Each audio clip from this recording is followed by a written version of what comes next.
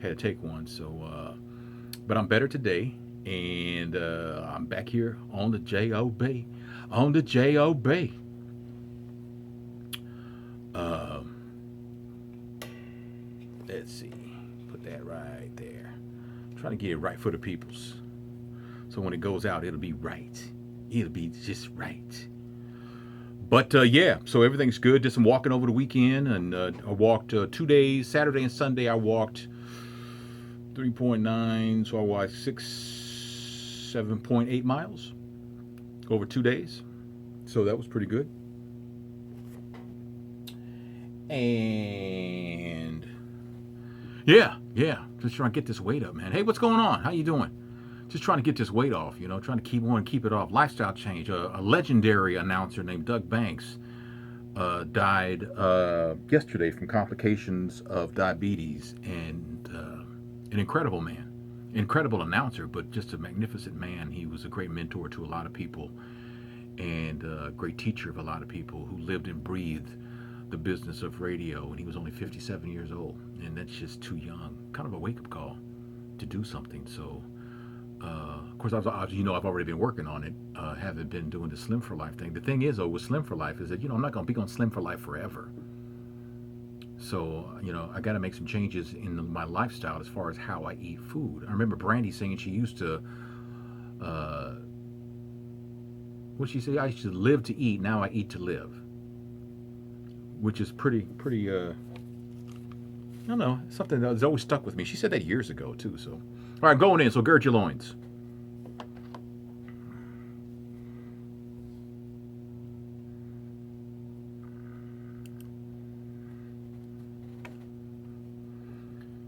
Trying something new. Pay attention.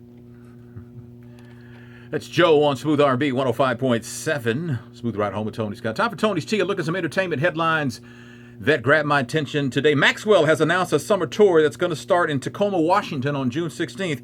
It'll hit Texas with a stop in Austin July 18th and San Antonio July 19th. Now, no DFW dates have been announced yet. The complete list of tour dates that have been announced are at krnb.com. Damon Dash will appear on VH1's Family Therapy with Dr. Jen, and on the program, he talked about losing Aaliyah and his mother and how it turned him into an animal. A couple years back, Aaliyah, she died. I wasn't expecting that. Also, my mother died. Everything that scared me is losing people I love, and everyone that I've really loved as it relates to females, I've lost. The episode airs tomorrow night at 7 o'clock. And Ciara and Ludacris are going to host the Billboard Awards, and there was a press conference where they announced the nominees, and Ciara would not say her ex Future's name. Ludacris had to say it. It was awkward. It was silly. Artists are Drake, Fetty Wap, Future. Wiz Khalifa, and Sonato. Yeah. All right, Ciara, you're better than that. Just stop. That's the T on Smooth R&B 105.7.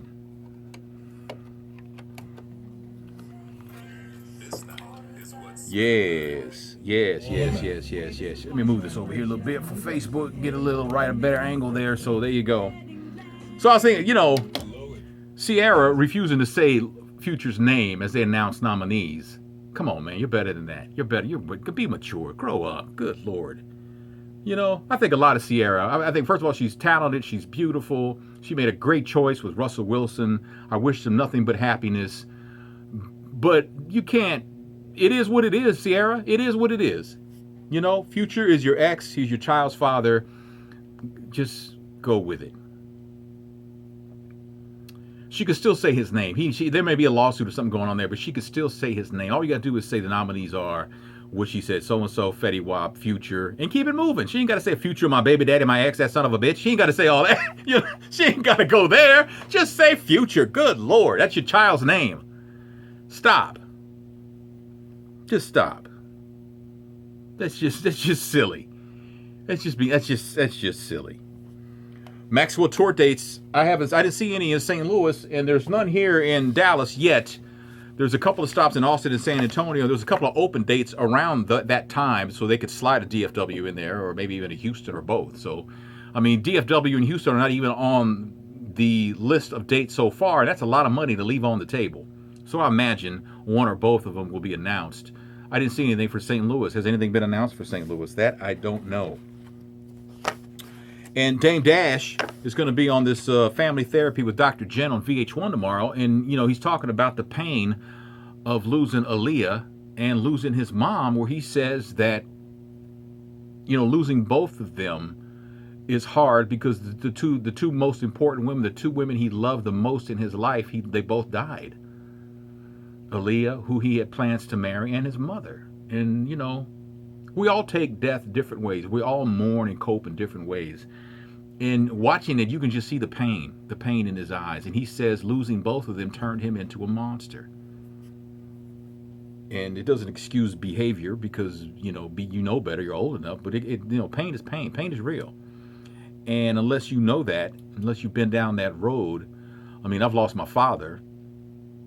And it was quite painful, although I take great joy knowing that he's at peace and he's in God's arms. I get a lot of peace from that. But, when you think about it, though, everybody mourns differently. And it's good that he maybe gets this out of his system so he can find some closure and move on. Because you know what? It's what Aaliyah would have wanted him to do.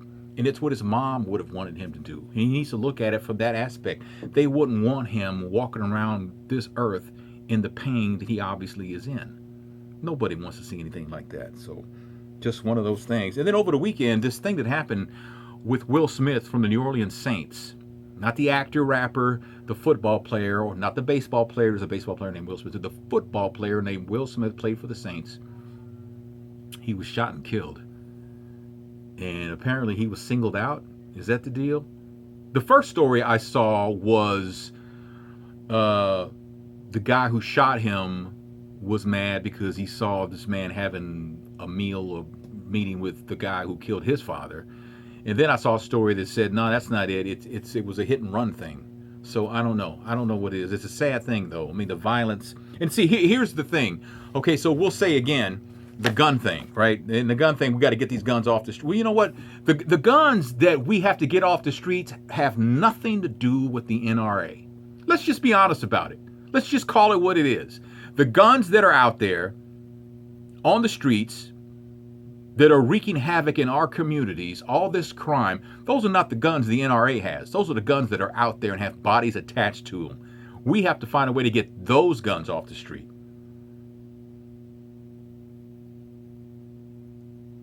So we got to quit cutting folks slack. You get caught with a gun, you're not supposed to have a gun, you get probation, community service. Hell no, you got to do time.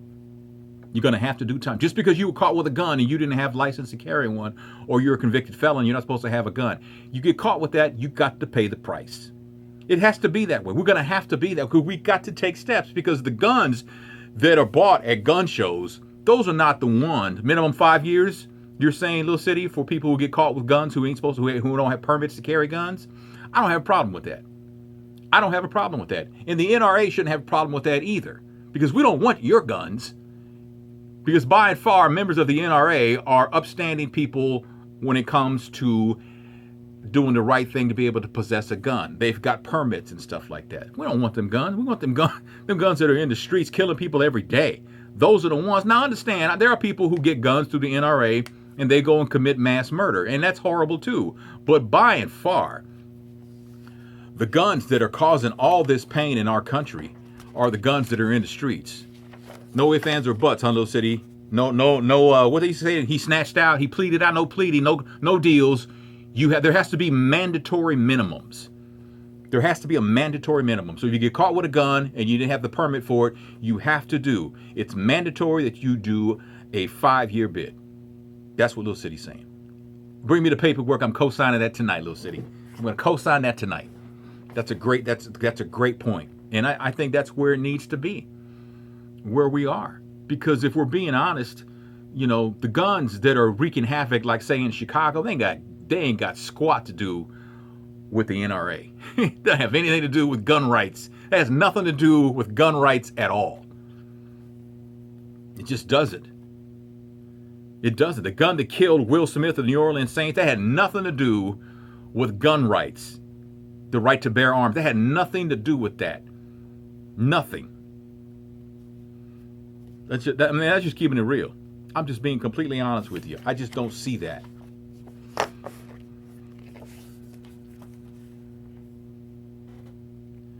Boy, I sure be glad when this election season's over. And say that every time it comes around, you just hate that. And then they were trying to say, maybe Paul Ryan needs to get in the race because the GOP is not happy that Trump may get the nomination. And they ain't really crazy about Ted Cruz either. But it is what it is. You created these monsters. And Paul Ryan says, you know what? If I wanted to run for president, I'd run for president. I don't want to be president. Next. I was like, hey, you tell him, Paul Ryan. You tell him. Donald Trump is just not the one. And you know what, Ted Cruz either. And maybe Hillary Clinton either. The more I read about Bernie Sanders, the more I like him. And I'll be honest, I'm right now, I'm for Hillary, but I don't know, man. Do we need that kind of baggage in the White House? Do we need that? Do we need that kind of stuff? And is Bernie Sanders as close to being the non-politician that we're going to get to elect for president, like President Obama was the smartest man in the room and he was the least political politician? You know what I'm saying? He was the least one. So that's the question I have, is whether or not Bernie Sanders fits the bill. How about this hailstorm? I don't know. We here in the DFW, there was softball-sized hail about this big. You're with Hillary, but you're leaning towards Bernie, little city. You know what? I hear a lot of people saying that because the closer we get, the more people are like, you know what? I don't like the politician Hillary. I think I'd like her for president, but this politician Hillary's turning me off. And Bernie doesn't come off as a politician, although clearly he is a politician. Let's be honest. He is a politician, but is he the most of all four candidates? He's the least political politician. Does that even make sense? I don't know. And that's who I'm for. Whoever's because the rest of it is like,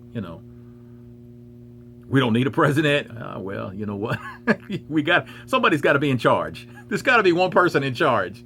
Yeah, we got to have a president. It's just one of them things. But the thing we forget, every time a president like Donald Trump, a candidate runs, Ted Cruz, Hillary Clinton, even Bernie Sanders, we as voters forget one important thing, is that these people can't take over and be president and just start making laws and start saying this is how we're going to do it. We have checks and balances where they can't do that. We have Congress. We have things, we have the Supreme Court. We have things in place. So a man can't be, or a woman can't become president and just run roughshod over the country and say, all right, everybody who don't look like me in that line right there, we're shipping you back. That's not going to happen. Okay, that's just not going to happen. Black folks are going to lose their voting rights. The voting right. Remember that when the Voting Rights Act, that people kept saying it was going to expire. We didn't do something. It's not going to expire. Come on, it's never going to expire. It's just not going to happen. Come on, people, wake up. Wake up, man. Keep your eye on the ball.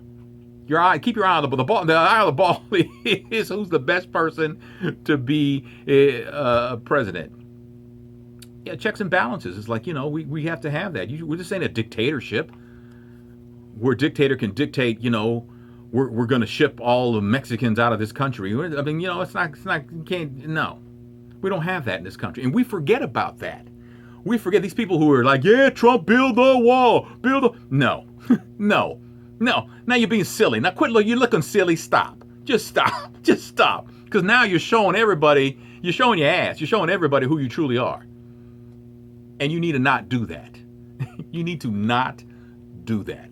That's my point. So that's the story there. It's only a dictatorship in your house. Exactly. And in my house, it never was a dictatorship. It was a partnership, It's like Joel Osteen says that when he married Victoria, they decided he would make all the major decisions and she would make all the minor decisions. And he says in over 25 years of marriage, it's interesting because they've never had a major decision to make. I thought that was a great line, right? And my house, I'm easy to get along with, and I try to take everything on an individual basis. There's no blanket thing. So I try to be fair to my kids and stuff like that. And I miss them so much, man. And I know that they're, I know where they are. I know they're safe and everything, but I just miss seeing them every day. It's just, I miss my family. What do you want? What do you want from me? I miss them. You know? I mean, my kids never went away to camp or anything like that. You're not married. You're talking about what those men you have that they'll call sons? Those big ass sons you have? Yes. Those grown people in your house? I understand. You do what you got to do. And it's good that you kind of did that because, you know, they're grown now, yet they still respect you. Because they know that you'll get on one of those little mini trampolines and you'll bounce up and slap the hell out of them. You got no problem with that. Go upside the head with a frying pan with the help of a trampoline. You got no problem with that, right? I get that, man. That's all good. That's all good. So I got to get ready to go because I got some stuff I got to do, and song's got like 2 minutes in it, though, but thanks for hanging out. For those of you who follow us on Men on Scandal, we're trying to get the latest episode done tonight. We tried last night, and it didn't work out for us. I will enjoy my evening, Little City, you too. But I'm trying to do that and trying to get that tonight so I can get it up, and then we'll double back and get the other episodes that we missed. But we haven't given up. Don't give up on us. Appreciate your support. All right, thanks for hanging out with me on Periscope, YouTube, and Facebook. All right.